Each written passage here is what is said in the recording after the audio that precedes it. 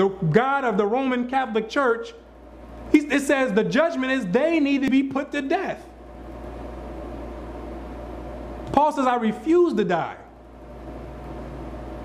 So it's either if Paul's lying right here, nobody needs to be dealing with him. If you believe Paul is lying, nobody needs to be dealing with him. But the choice is, if you don't believe he's lying, don't bring me no Romans 10 verse nothing and try to say that Paul's teaching against the commandments, because now you're contradicting him. You're doing the same thing that the Jews were doing back then to him, trying to catch him up and falsely accusing him. You're doing the same thing. You're doing the same exact thing. You're no different. And Paul is going through a rough, stressful time right now, trying to clear his name from these people accusing him. And then now you got 2-point-something billion people doing the same thing. It's amazing how it works, doing the same thing. But if there be none of these things whereof these accuse me, no man may deliver me unto them. I appeal unto Caesar. But I'm not gonna die for something that I didn't do. See, if I did it, I refuse not to die, but you're not gonna get me for something I didn't do. See, that's the difference. I'm not gonna die innocently. That don't make any sense. That's just stupidity. I'm not gonna volunteer myself to be put to death if I'm not doing it.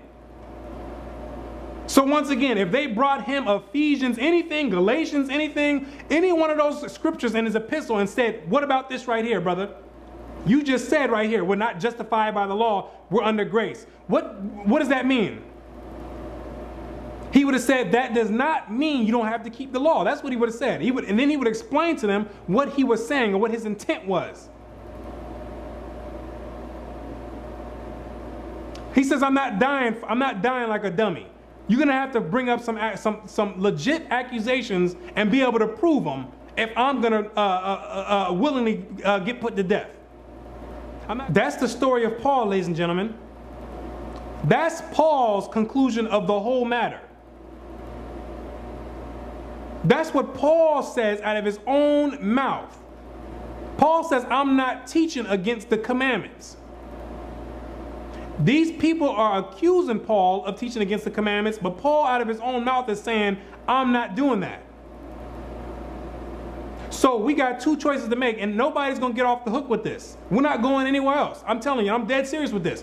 We're not going anywhere else. I want to know what you believe. I want to know if you really believe Paul. This is where you're going to uncover all these hidden demons that's inside of people. They're going to start coming out and manifesting themselves. And trust me, I've seen it already. You think people believe in the scriptures and believe in the Bible one moment, then once the truth start coming out, all of a sudden they don't believe anymore. All of a sudden the book is full of myths, full of fairy tales, and all this other extra stuff. They don't believe anymore. I've seen it personally. Because that's what the truth does. It start digging demons out that are laying dormant within you. Because there's a lot of demons that's getting ready to come out now that there's no way, there's no back door to run out of on this now. Because now you're trapped in a corner. See, that's how the Most High is giving the wisdom out in these last days, where we're going to have to make decisions. Your faith is going to have to be tested. What you believe in is going to have to be tested. There's no escaping it. What do you believe? What do you believe? Because if you believe Paul is telling the truth, I don't want to hear about you saying anything about Paul said we don't have to do this. No Colossians 2:16 or any of that stuff. Interpret it the way it was meant to be interpreted, to reflect what he said here on the judgment seat. And if he's lying, you don't need to be following him. If you believe he's lying, you don't need to be following him. Who's going to be following a coward? Who's going to follow a coward? All the other prophets got put to death for this word, standing up firm for what they believe in. Paul is not exempt from that. If he believed that we don't have to keep the commandments, when on the judgment seat, he should have jumped up with a Romans whatever and said, all you got to do is believe. Now, come put me to death. Do something about it. Do something about it. That's what I believe in. I believe Christ died on the cross for everyone else to be lawless. And we don't have to keep no commandments. All we got to do is believe. Do something about it. I'm willing to die right now. That's what we should have seen in this trial. That's what we should have seen Paul come out and do. But he didn't do that. He didn't do that. He spoke, the way he formatted his speech was in league with everyone else in the scriptures. All from Moses all the way on up to Christ. And all the other elders that were telling him that the Jews believe and they keep the law. That's how he formatted his rebuttal to the accusations that they were bringing forth. Which makes me say, okay, well, I'm going to take this brother's word for it. I'm going to take this brother's word for it, because truth be told, no one could. That's all you can do is take his word for it.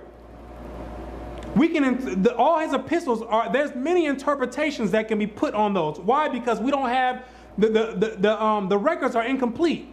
We don't have what the churches wrote to him.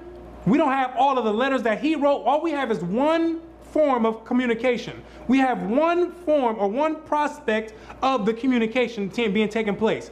We don't have the letters that he wrote back, or that they wrote back to him. We don't have the letters. And when you read 1 Corinthians chapter 7 verse 1, it tells you that he's responding to a letter. He says it's a response to the letter that they wrote to him. Well, where's that letter at that they wrote to him? So we don't have the full conclusion of what's going on. So people claiming to be some expert on Paul. You're not some expert on Paul. You can't be an expert on something that you don't have. You can't just chime in halfway through the conversation and think you know everything that's going on. The fact is, we don't know what's going on. Paul wrote 4 letters to the Corinthians. How many do we have in the scriptures? We got 2. We got 2 letters out of 4. And someone jumping in talking about they think they know everything. No, that's not the way it works. It doesn't work that way. So the only thing we can do is go off of what the brother said. At least that's what I'm going to do.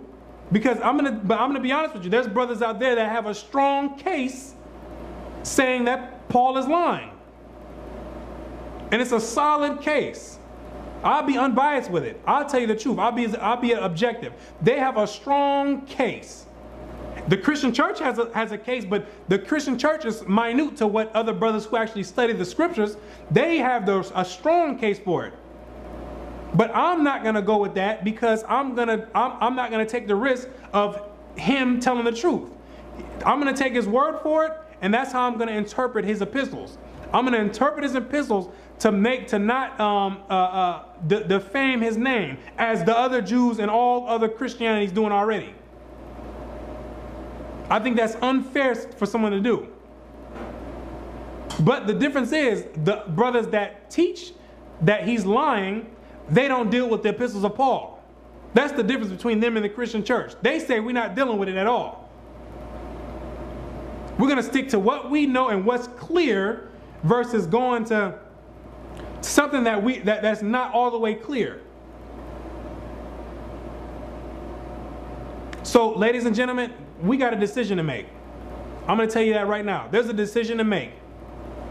That's all I want to hear. What do you believe? I don't want to hear no other scriptures. What do you believe? Do you believe Paul? Is Paul telling the truth, or is he lying?